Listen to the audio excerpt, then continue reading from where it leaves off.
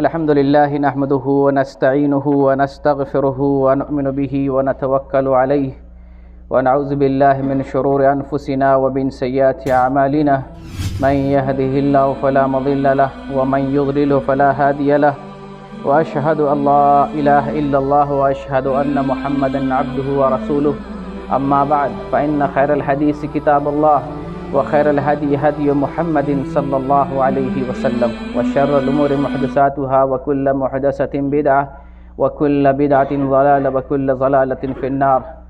أعوذ بالله من الشيطان الرجيم. بسم الله الرحمن الرحيم. اقترب للناس حسابهم وهم في غفلة معرضون. ہر قسم کی بڑائی اللہ رب العالمین کے لیے ہے جس نے ہمیں بہترین ڈھانچے میں بنایا اور بہترین دین دستیاب فرمایا. تمام امتوں میں سب سے آخری امت محمدیہ میں سے بنایا. درود و سلام کا نزول ہو اللہ کے تمام انبیاء اور رسولوں پر، بالخصوص سب سے آخر میں آنے والے نبی اور رسول محمد صلی اللہ علیہ وسلم پر. دینی ملی بھائیوں، اللہ رب العزت نے یہ جو جسم ہمارا بنایا ہے بڑا خوبصورت جسم ہے اور تمام مخلوق سے ممتاز ہے. اس جسم کا حسن، اس کی خوبی نہایت ہی عجیب و غریب ہے. اس جسم کے اندر اللہ تعالیٰ نے ایک حصہ بنایا ہے، ایک عضو بنایا ہے جس کا نام دل ہے. وہ دل اگر ٹھیک رہتا ہے سارا نظام درست رہتا ہے، پورا جسم صحیح سے کام کرتا ہے. اور وہ حصہ اور وہ دل خراب ہو جاتا ہے، اس کو بیماری لگ جاتی ہے، وہ ٹیڑھا ہو جاتا ہے یا وہ مردہ ہو جاتا ہے تو پورا جسم خراب ہو جاتا ہے، کام کرنا چھوڑ دیتا ہے. بظاہر لگتا ہے کہ آنکھ سے ہم پوری دنیا دیکھ رہے ہیں لیکن حق دکھائی نہیں دیتا. کان سے بڑی اچھی اچھی چیزیں لگتا ہے ہم سن رہے ہیں لیکن حقیقی باتیں سننے کو نہیں ملتی. دنیا بہت وسیع لگتی ہے اور اس کے پاس ساری چیزیں مہیا نظر آتی ہیں لیکن حقیقت میں وہ نقصان اٹھا رہا ہوتا ہے. یہ کون محسوس کرے گا، کب محسوس کرے گا؟ اسی تعلق سے آج کے جمعہ کا خطبہ ہے دل کی غفلت اور اس غفلت کی علامات کیا ہیں اور ہم اس غفلت کو دور کیسے کر سکتے ہیں، اس کا قرآن و حدیث میں علاج کیا ہے، اس تعلق سے گفتگو کریں گے. اللہ رب العالمین نے سورۃ الانبیاء میں ارشاد فرمایا اقترب للناس حسابهم وهم فی غفلۃ معرضون. لوگوں سے حساب و کتاب کا دن قریب ہے. حساب سے یہاں مراد قیامت ہے، یعنی لوگوں سے قیامت قریب ہے اور لوگ غفلت میں پڑے اعراض کر رہے ہیں، غفلت میں پڑے ہوئے. تو جس طریقے سے میں نے بتایا انسان کے جسم کو بیماری لگتی ہے، آنکھ سے اندھا ہو جاتا ہے، بہرا اور گونگا ہو جاتا ہے، ہاتھ اور پیر ٹوٹ جاتے ہیں، وہ دیوانہ اور پاگل ہوتا ہے، معذور ہوتا ہے، بخار لگتا ہے، سردی لگتی ہے، متعدد قسم کی بیماریاں جسم کو لگتی ہیں. اسی طریقے سے روحانی طور پہ دل کو بھی بیماری لگتی ہے اور دل کو جب بیماری لگتی ہے تو متعدد قسم کی بیماری لگتی ہے. ان بیماریوں میں دل کی غفلت کی بیماری بڑی سنگین بیماری. انسان کا دل کبھی مردہ ہو جاتا ہے، کبھی اس پر زنگ لگ جاتا ہے، کبھی وہ دل بیمار ہو جاتا ہے، کبھی وہ دل اللہ کی طرف سے مہر لگ جاتا ہے اس پر، اور کبھی یہ دل سوچنے اور سمجھنے سے بہت دور ہو جاتا ہے. تو دل کی جو غفلت ہے انتہائی سنگین بیماری ہے. اس کو ہمیں جاننے کی اور سمجھنے کی ضرورت ہے۔ غفلت کا استعمال ہم عام طور سے کرتے ہیں کہ فلاں غافل ہے، فلاں مغفل ہے، فلاں غفلت برت رہا ہے، یہ اردو زبان میں استعمال ہوتا ہے۔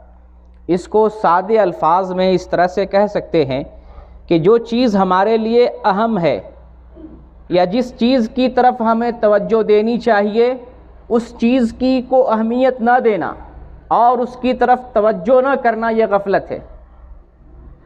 دل کی غفلت کا مطلب یہ ہوا کہ جو چیز ہمارے لیے اہم ہے اس کو اہم نہیں سمجھنا، جو ہمارے لیے توجہ کے قابل ہے اس کی طرف توجہ نہ دینا، یہ غفلت ہے، دل کی غفلت اس کو کہتے ہیں۔ اور دل کو جو غفلت لگتی ہے، دل غافل ہو جاتا ہے، انسان غافل ہو جاتا ہے، اس کے بڑے مراحل ہیں۔ یوں ہی کوئی شخص یا اس کا دل یوں ہی غافل نہیں ہوتا۔ جس طریقے سے ایک بچے کو ہم پالتے ہیں، تربیت کرتے ہیں اور مختلف مراحل میں محنت و مشقت کے ساتھ بولنا سکھاتے ہیں، کھانا سکھاتے ہیں، بات کرنا سکھاتے ہیں، طور طریقہ سکھاتے ہیں، ادب اور احکام سکھاتے ہیں، تب جا کر بچہ باشعور ہوتا ہے اور تربیت یافتہ ہوتا ہے۔ دل کا بھی معاملہ یوں ہی ہے۔ دل کو اگر ذکر الہی سے، عبادت الہی سے سیراب کرتے ہیں تو وہ دل ایمان والا بنتا ہے، اور اس دل میں تقویٰ ہوتا ہے، اس دل میں خشیت ہوتی ہے، اس دل میں روحانیت ہوتی ہے، اس دل میں اللہ کی رحمت بستی ہے۔ لیکن اگر دل کو ذکر الہی اور عبادت الہی سے دور کر دیا جائے تو پھر اس دل میں طرح طرح کی بیماریاں جنم لیتی ہیں۔ ہم جس طرح سے گناہ کریں گے دل پر اسی طرح کا دھبا آئے گا، گناہ پہ گناہ کرتے رہیں گے، دل کے اندر تبدیلی پیدا ہوتی رہے گی، دل کی زمین سخت ہوتی رہے گی، بیماریاں جنم لیتی رہیں گی، اس کے اندر شک آئے گا، اس کے اندر کفر آئے گا، اس کے اندر نفاق آئے گا، اس کے اندر معصیت آئے گی، اور ایک وقت آئے گا آپ کا دل غافل ہو جائے گا، غفلت کا شکار ہو جائے گا۔ اسی کو نبی کریم صلی اللہ علیہ وسلم نے حدیث میں بیان کیا ہے، اور اللہ رب العزت نے قرآن میں ارشاد فرمایا ہے۔ اللہ تعالیٰ نے قرآن میں بیان کیا سورہ مطففین میں، کلا بل ران علی قلوبہم ما کانوا یکسبون، بلکہ ان کے دلوں پر زنگ لگ گیا ہے، جو یہ کر رہے تھے ان کے برے اعمال کی وجہ سے ان کے دلوں پر زنگ لگ گیا۔ دل پر زنگ کیسے لگا؟ گناہ کی وجہ سے، نافرمانی کی وجہ سے، معصیت اور کفر کی وجہ سے، شرک اور بدعت کی وجہ سے، حرام کاری کی وجہ سے، گناہ کرنے کی وجہ سے اللہ تعالیٰ نے دل پر زنگ لگا دیا۔ اور اس بات کی وضاحت محمد صلی اللہ علیہ وسلم نے حدیث میں کی ہے، ترمذی کی حدیث ہے، اور مسند امام احمد بن حنبل میں یہ حدیث موجود ہے۔ نبی صلی اللہ علیہ وسلم بیان کرتے ہیں کہ جب بندہ گناہ کرتا ہے تو اس کے دل پر ایک سیاہ نقطہ آ بیٹھتا ہے۔ یہ دل اللہ تعالیٰ نے سفید بنایا ہے، صاف اور شفاف بنایا ہے۔ جب بنی آدم گناہ کرتا ہے تو دل پر ایک سیاہ نقطہ آ جاتا ہے، کالی سیاہی آ جاتی ہے، اور جب بندہ گناہ سے توبہ کر لیتا ہے تو اللہ تعالیٰ اس سیاہی کو دل سے مٹا دیتا ہے۔ لیکن توبہ کرنے کے بجائے گناہ پر گناہ کرتا ہے، مسلسل گناہ کرتا ہے، برابر گناہ کرتا ہے، وہ توبہ نہیں کرتا ہے، تو پھر اس کا دل زنگ آلود ہو جاتا ہے، کالا ہو جاتا ہے۔ تو نبی صلی اللہ علیہ وسلم فرماتے ہیں، قرآن میں جو اللہ نے بتایا کلا بل ران علی قلوبہم، یہ جو ران ہے، زنگ ہے، یہی زنگ ہے۔ انسان گناہ کرتا چلا جاتا ہے، توبہ نہیں کرتا ہے تو دل پر زنگ لگ جاتا ہے، دل سیاہ ہو جاتا ہے۔ تو دل کیسے سیاہ ہوا؟ ہمارے اپنی غفلت کی وجہ سے، اپنے اعمال کی وجہ سے، اپنے کرتوت کی وجہ سے مسلسل ہم نے دل کو جو غذا پہنچائی ہے وہ نجس غذا تھی، وہ ناپاک غذا تھی، وہ غذا حرام والی غذا تھی، وہ غذا معصیت اور کفر کی، نافرمانی کی غذا تھی۔ اس دل کو ہمیں ذکر کی غذا دینی تھی، عبادت کی غذا دینی تھی، تلاوت کی غذا دینی تھی، اللہ کی یاد والی غذا اس دل کو دینی تھی، تب وہ دل زندہ رہتا۔ اور جب اس دل کو یہ غذا نہ میسر ہو، ذکر الہی اور عبادت الہی کی غذا، تو پھر وہ دل مردہ دل ہو جاتا ہے۔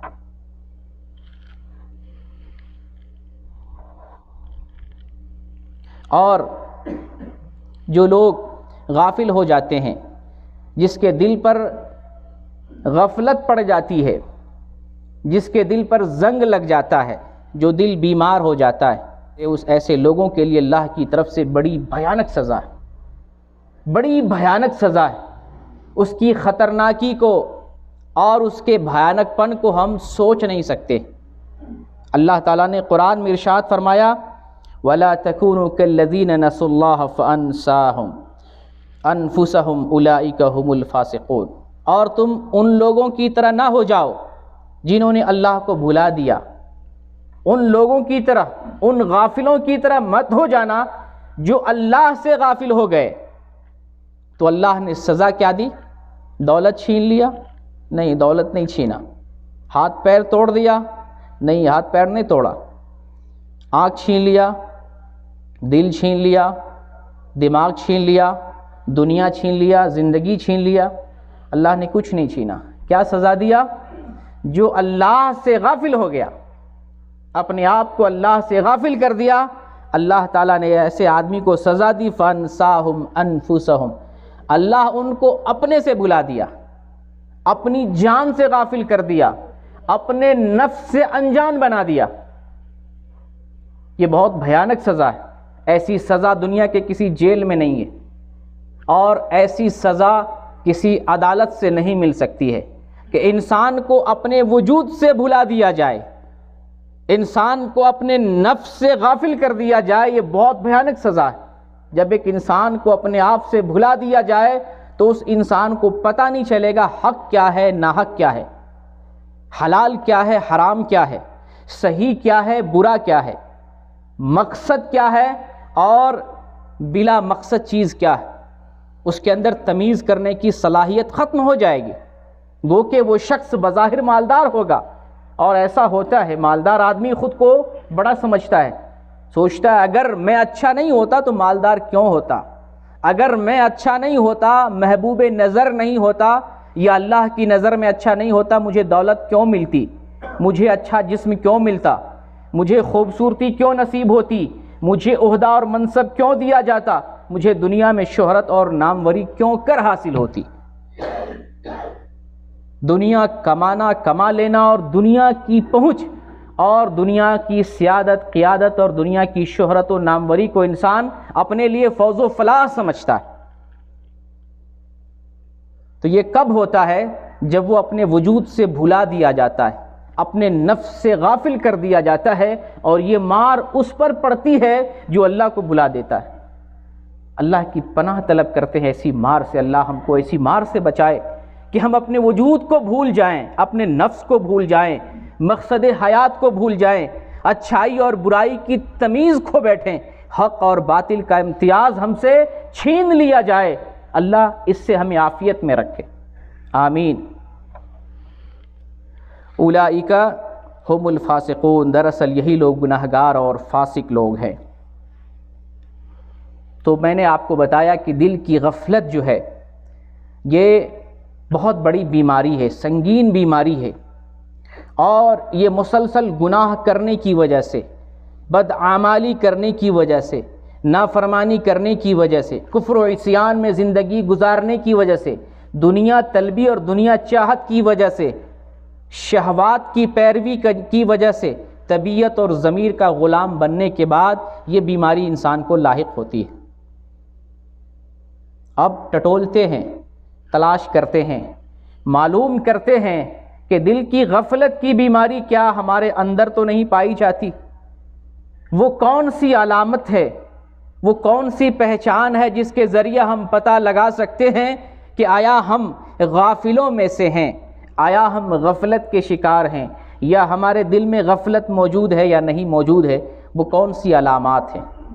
تلاش کرتے ہیں، پہچاننے کی کوشش کرتے ہیں۔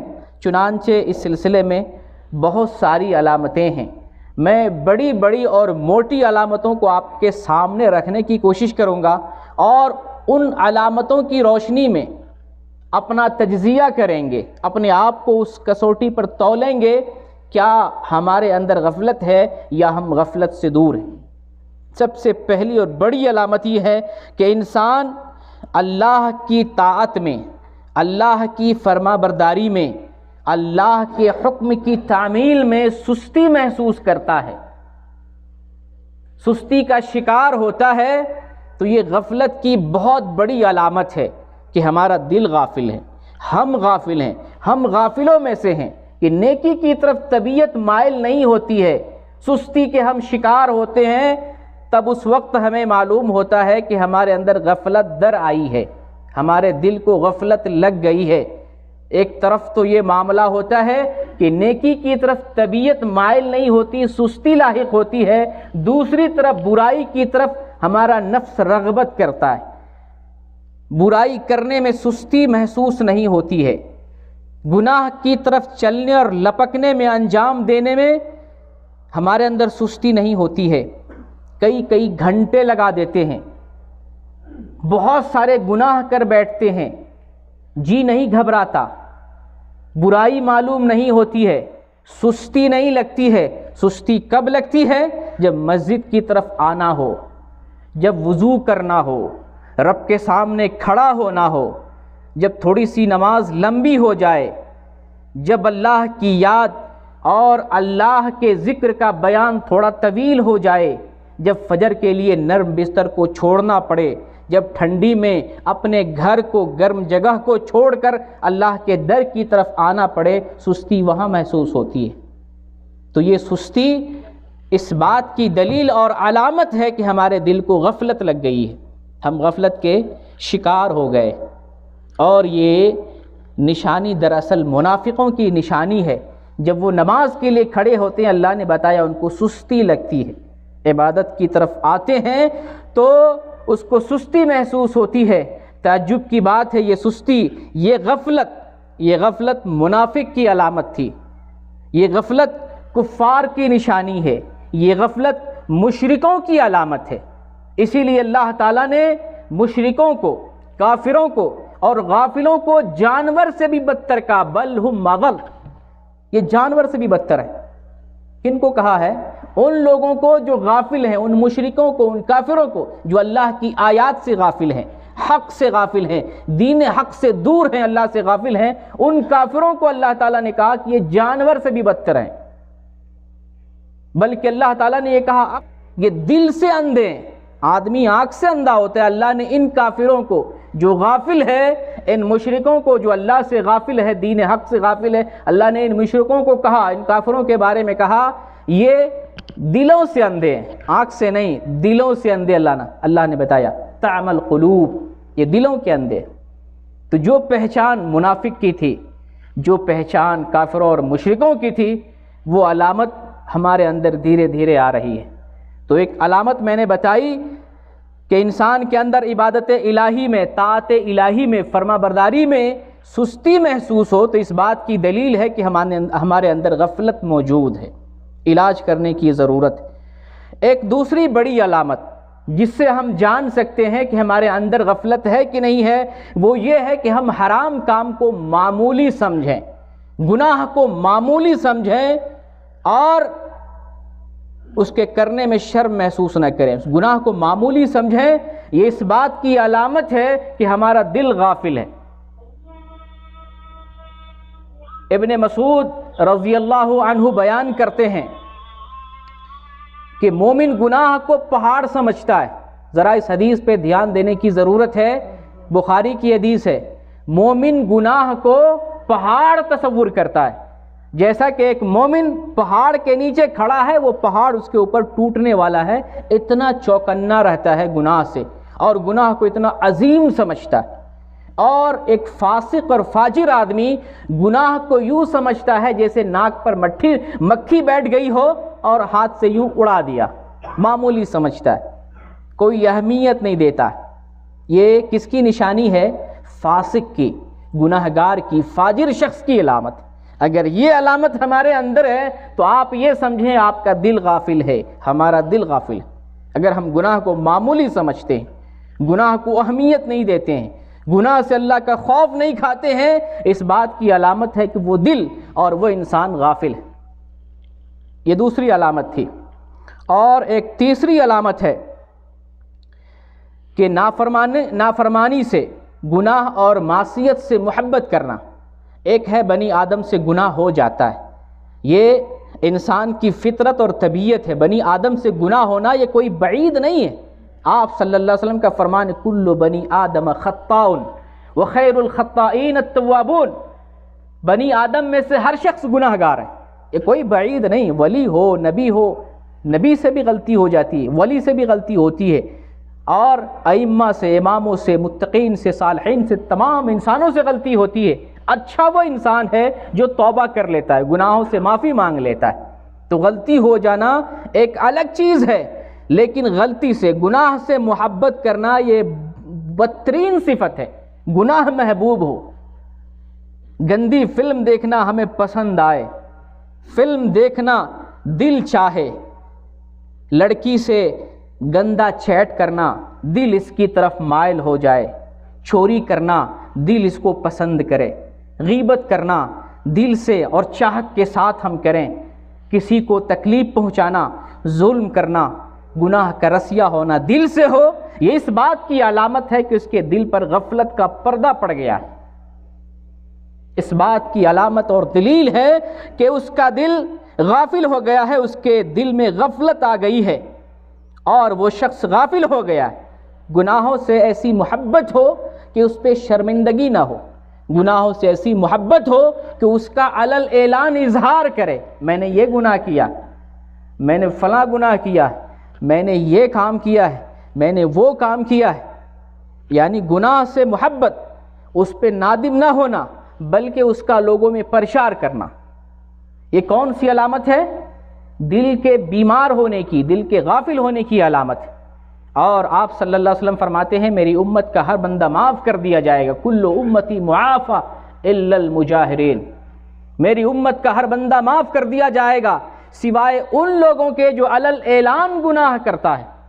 علل اعلان گناہ کرنے والے کو اللہ معاف نہیں کرے گا۔ علل اعلان گناہ کرنے کی متعدد شکلیں ہیں، آپ یہ نہ سمجھیں کہ ہم نہیں کرتے ہیں۔ واٹس ایپ گروپ میں اگر ایک گندی تصویر شیئر کرتے ہیں علل اعلان گناہ کرتے ہیں۔ واٹس ایپ گروپ میں، فیس بک گروپ میں، ٹویٹر پہ، انسٹاگرام پہ اپنے دوستوں، اپنے فالووروں کو گانا شیئر کرتے ہیں، فلم شیئر کرتے ہیں، گندی فلم شیئر کرتے ہیں، گناہ کا کام شیئر کرتے ہیں، یہ بھی علل اعلان گناہ ہے۔ اور ڈانس کلب میں جاتے ہیں جہاں لاکھوں اور ہزاروں کی تعداد میں لوگ بیٹھے ہوتے ہیں، گندی چیز ایک ساتھ لوگ دیکھ رہے ہوتے ہیں، یہ بھی علل اعلان گناہ ہے۔ ایک روم میں بیٹھ کے سارے روم پارٹنر بیٹھ کے گندی فلم دیکھیں، یہ بھی علل اعلان گناہ کرنا ہوا۔ پارکوں میں، سڑکوں میں، کلبوں میں، نظروں کے سامنے، لوگوں کے سامنے گناہ کرنا، اس کا اظہار کرنا، بیان بھی کرنا، یہ سارے طریقے علل اعلان گناہ کرنے کے ہیں، اور یہ دل کے غفلت کی علامت ہے۔ اسی طریقے سے دل کے غفلت کی ایک بڑی علامت یہ بھی ہے کہ انسان اپنے اوقات کو غیر مفید کاموں میں صرف کرتا ہے۔ یہ زندگی اللہ تعالیٰ نے بڑی قیمتی زندگی بنائی ہے، اور اس دنیا کو اللہ تعالیٰ نے آخرت کے لیے کھیتی کے طور پہ بنایا ہے۔ یہاں کھیتی کرنی ہے اور وہاں حاصل کرنی ہے، یہاں اعمال کرنا ہے، وہاں نتیجہ پانا ہے، یہاں عبادت کرنا ہے، یہاں تکلیف جھیلنا ہے، وہاں جنت پانا ہے اور عیش کرنا ہے، آرام کرنا ہے۔ یہ دنیا عمل کی جگہ ہے، تو اس عمل کی جگہ پر کوئی شخص اپنے اوقات کو غیر مفید کاموں میں صرف کرتا ہے، اس کا مطلب یہ ہے کہ اس کا دل مقصد حیات سے غافل ہے، اس کا دل غافل ہو چکا ہے۔ اور افسوس کے ساتھ کہنا پڑتا ہے اس مقام پر کہ یہاں عالم کیا اور جاہل کیا، یہاں ایک عام آدمی کیا اور ایک خاص آدمی کیا، اور یہاں ایک استاذ کیا، ایک طالب علم کیا، یہاں والدین کیا، اولاد کیا، مرد کیا، عورت کیا، اور بچے کیا، جوان کیا، ہر کوئی اپنے وقتوں کو ضائع کرنے میں لگا ہوا ہے۔ دنیا کی 90% آبادی وقت کے ضیاع میں لگی ہوئی ہے۔ کوئی غیبت کو مشغلہ بنایا ہوا ہے، کوئی کھیل تماشے کو اپنی زندگی کا ہدف بنا لیا ہے۔ مہینوں مہینوں کا کرکٹ ٹورنامنٹ چلتا ہے، آپ کی زندگی کا کتنا حصہ گزر رہا ہے، آپ انٹرنیٹ پہ کتنا سارا وقت لگاتے ہیں، موبائل پر کتنا وقت دیتے ہیں، سوشل میڈیا پر کتنا وقت نقصان کرتے ہیں، ٹی وی میں کتنے سیریل آپ دیکھتے ہیں، سیریل پر سیریل دیکھتے ہیں، فلم پر فلم دیکھتے ہیں، کتنا سارا وقت ضائع ہو رہا ہے، اور افسوس کے ساتھ کہنا پڑتا ہے اس میں اچھے اچھے لوگ ملوث ہیں۔ ہمیں اپنے ایمان کے جائزہ لینے کی ضرورت ہے، اور ایسے ہی لوگوں کے بارے میں نبی کریم صلی اللہ علیہ وسلم نے ارشاد فرمایا، نعمتان مغمون فیہما کثیر من الناس الصحۃ والفراغ۔ دنیا میں بہت سارے لوگ ایسے ہیں جو دو چیزوں کی قدر نہیں کرتے ہیں، دو چیزوں کو اہمیت نہیں دیتے ہیں، وہ ایک صحت ہے اور ایک فرصت ہے، فراغت ہے۔ اکثر لوگ، یہ نبی کا فرمان ہے، میرا فرمان نہیں ہے، اس کا مطلب دنیا کی اکثر آبادی، دنیا کا اکثر حصہ اور دنیا کے اکثر لوگ اس بیماری میں مبتلا ہیں، وہ وقت کو، فرصت کو اور زندگی اور صحت کو اہمیت نہیں دیتے، اکثر لوگ اس میں ملوث ہیں۔ تو یہ چند علامات میں نے آپ کے سامنے رکھی، ان علامات کو ٹٹولیں اپنے جی میں، اپنے من میں، اپنے جسم میں، اپنی زندگی میں۔ کیا ہمارے اندر ان علامتوں میں سے کوئی علامت ہے، یا یہ ساری علامتیں ہمارے اندر پائی جاتی ہیں؟ تو پھر اس کے اصلاح کی ضرورت ہے۔ اب سوال پیدا ہوتا ہے، کیا اسلام نے دلوں کے امراض کی اصلاح بتائی ہے؟ قرآن و حدیث میں دل مریض ہو جائے تو اس کا علاج بتایا گیا ہے۔ میں مختصر طور پر بیان کرنا چاہتا ہوں، اسلام میں ہر بیماری کا علاج ہے، اور دلوں کی بیماری کا، دلوں کی غفلت کا علاج، سب سے بہترین علاج ذکر الہی، اللہ کا ذکر کرنا۔ محمد صلی اللہ علیہ وسلم ارشاد فرماتے ہیں کہ جو انسان ذکر کرتا ہے اور جو انسان ذکر نہیں کرتا ہے، دونوں میں زندہ اور مردے کا فرق ہے۔ ذکر کرنے والا زندہ ہے، ذکر نہ کرنے والا مردہ ہے۔ اور ایک صحابی نبی صلی اللہ علیہ وسلم سے پوچھتے ہیں، اللہ کے رسول، اسلام کے بڑے احکام ہیں، آپ ایسی بات بتا دیں جو میں ہمیشہ کرتا رہوں۔ آپ نے فرمایا، تم ہمیشہ اللہ کا ذکر کرتے رہو۔ تو اللہ کا ذکر دل کی غفلت کا بہترین اور کارگر علاج ہے۔ اللہ کا ذکر کیا ہے؟ اللہ کی عبادت کرنا، نماز پڑھنا، یہ بہترین ذکر ہے۔ اللہ کا فرمان ہے، وَأَقِمِ الصَّلَاةَ لِذِكْرِي، تم میرے ذکر کے لیے، مجھے یاد کرنے کے لیے نماز قائم کرتے رہو۔ یہ دل کی غفلت کا بہترین علاج ہے، نماز پڑھنا، اللہ کا ذکر کرنا۔ اللہ کے ذکر میں نماز بہترین ذکر ہے۔ اللہ کی بندگی کریں، 5 وقت رب کی بندگی کرتے رہیں، دل کا زنگ دور ہوگا، دل کی غفلت دور ہوگی۔ نبی پاک صلی اللہ علیہ وسلم کا فرمان ہے، ابن خزیمہ کی روایت ہے، اور شیخ البانی نے اس کو صحیح قرار دیا، من حافظ علی ہؤلاء الصلوات المکتوبات لم یکتب من الغافلین ومن قرأ فی لیلۃ 100 آیہ کتب من القانتین۔ جو 5 وقتوں کی نماز پر محافظت کرتا ہے، مسلسل پڑھتا ہے، وہ غفلت سے دور کر دیا جاتا ہے، وہ غافلوں میں سے نہیں لکھا جاتا۔ اور جو رات کی تہجد کی نماز میں 100 آیتیں پڑھ لیتا ہے، وہ قانتین میں سے، اطاعت گزاروں میں سے ہو جاتا ہے۔ اور اسی طریقے سے ذکر جو ہے، قرآن کی تلاوت بھی ذکر ہے، قرآن پڑھا کریں، دل کو زندگی ملتی ہے اور دلوں سے غفلت دور ہوتی ہے۔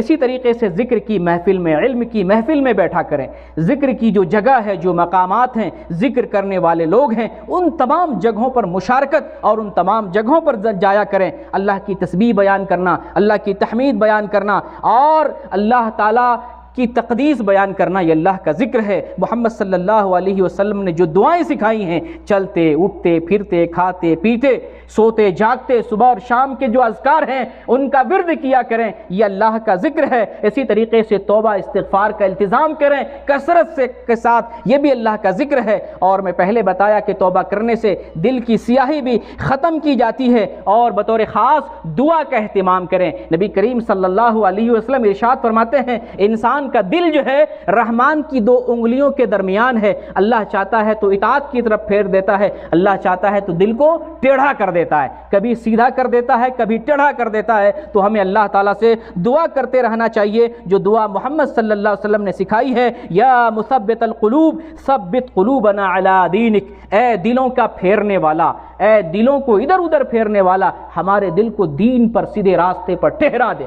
یہ اللہ سے دعا کرتے رہنا چاہیے۔ اور ایک آخری پوائنٹ کہ ہم موت کو کثرت سے یاد کریں، اس تعلق سے پچھلے خطبے میں بھی میں نے بات کی تھی، موت کو کثرت سے یاد کریں، آخرت کی فکر کریں، آخرت کی تیاری کریں۔ اور اس تعلق سے میں نے قرآن کی آیت بھی پڑھی تھی، اقترب للناس حسابهم وهم فی غفلۃ معرضون، کہ لوگوں کا حساب و کتاب قریب ہے، قیامت قریب ہے، لوگ غفلت میں پڑے ہوئے اعراض کر رہے ہیں۔ موت کو یاد کریں، موت ہی تو قیامت وہاں سے سٹارٹ ہو جاتی ہے، ایک شخص مرتا ہے، قیامت کے پاس چلا جاتا ہے، قیامت کے قریب ہو جاتا ہے۔ فکر آخرت پیدا کرے اور آخرت کی تیاری کرے۔ ان تمام چیزوں کے ذریعے اپنے دل کو زندہ کر سکتے ہیں۔ اس دل میں جو امراض پیدا ہو جاتے ہیں ان امراض کی اصلاح کر سکتے ہیں، ان کو دوائی فراہم کر سکتے ہیں۔ اللہ تعالیٰ سے دعا ہے بارلا ہمارے دلوں کو صاف بنا دے، ہمارے ایمان کو آئینے کی طرح شفاف بنا دے۔ اس فتنے کے دور میں ہمارے ایمان کی، عزت کی، آبرو کی اور دین کی حفاظت فرما۔ جب تک زندہ رہیں اسلام پر قائم اور دائم رہیں،